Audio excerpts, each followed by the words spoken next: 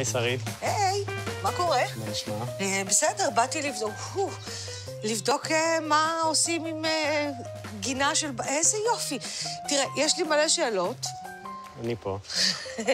מצד שני, אני רואה את התמונה של מה שקורה מסביבי, וכל התשובות מונחות בפניי. איך גינה שהיא לא ענקית הופכת להיות כל כך מושלמת? אנחנו קודם כל צריכים לדעת מה הצרכים שלנו, מה אנחנו רוצים שיהיה לנו בגינה. פה יש משפחה שמאוד אוהבת לארח, וזה היה מאוד חשוב להם, לכן הם באמת העתיקו את המטבח החוצה. מטבח?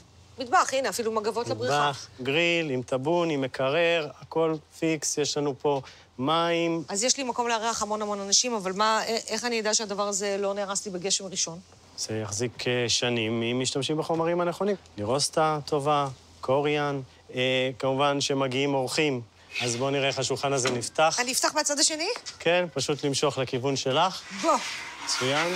יכול להכיל עד 12 איש. איזה חומרים אני צריכה לחפש כשאני מחפשת, נגיד, שולחן לבחוץ? קודם כל, שרית, אם את לא רוצה לטפל בעץ ולמרוח אותו בשמן, את יכולה ללכת על אופציה של חומרים שעמידים בחוץ ללא תחזוקה. שהם? מהשולחן הזה.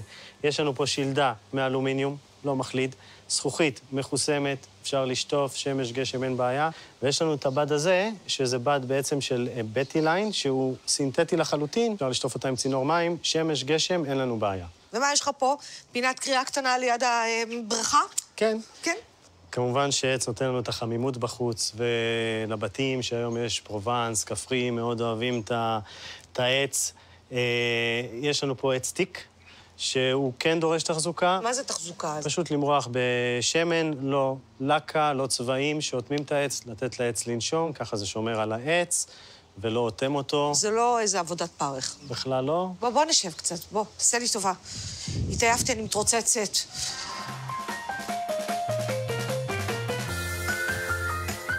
בוא, אין מצב שהכרית הזאת לא מתפוררת עם גשם ראשון. ממש לא. זו כרית שעשויה מבדים עמידים לחוץ, הם לא דועים בשמש, והמילוי שלו הוא אטום לחלוטין למים. מה שאומר, אבל נגיד שאני יכולה לקחת את הספה שנמאסתי ממנה מתוך הבית, לרפד אותה בבד אטום ואני מסודרת? לא, גם לשלדה יש חשיבות. זה דמוי רטן, דמוי הקש שאנחנו מכירים. כן. אפילו הוא עבר פה, אם את שמה לב, הברשה מסוימת לתת את המראה של הטבעי. ואת המגע גם. ואת המגע, אבל לחלוטין סינתטי, שלדת אלומיניום שלא מחלידה. השטיח... איזה הסבר יש לך על השטיח? השטיח הוא מסיבים, שוב, סינתטיים לחלוטין. פלסטיק. זה פלסטיק, אפשר לשטוף אותו. בוא נדבר קצת על שמש. כי פה למשל, אז אנחנו יושבים מתחת לגג שהוא חלק מהמבנה, אבל אני לא רואה פה עוד... בדים או פרגולה או משהו, מה אתה עושה? בוא אני אראה לך על שמשייה אחת שיכולה לתת לנו פתרון. הבסיס שלה הוא עם גלגלים.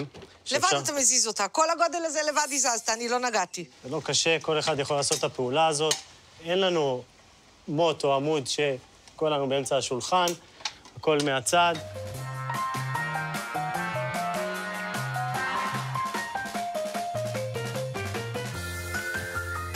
אנחנו פשוט מקפלים אותה.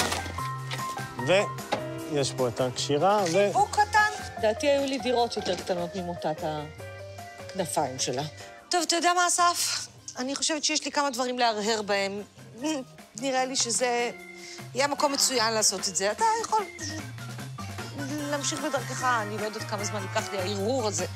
פשוט. כן, אני רואה שאת מסתדרת, אז אני אעזוב אותך. תבורך. ביי, שרית. ביי, אוש.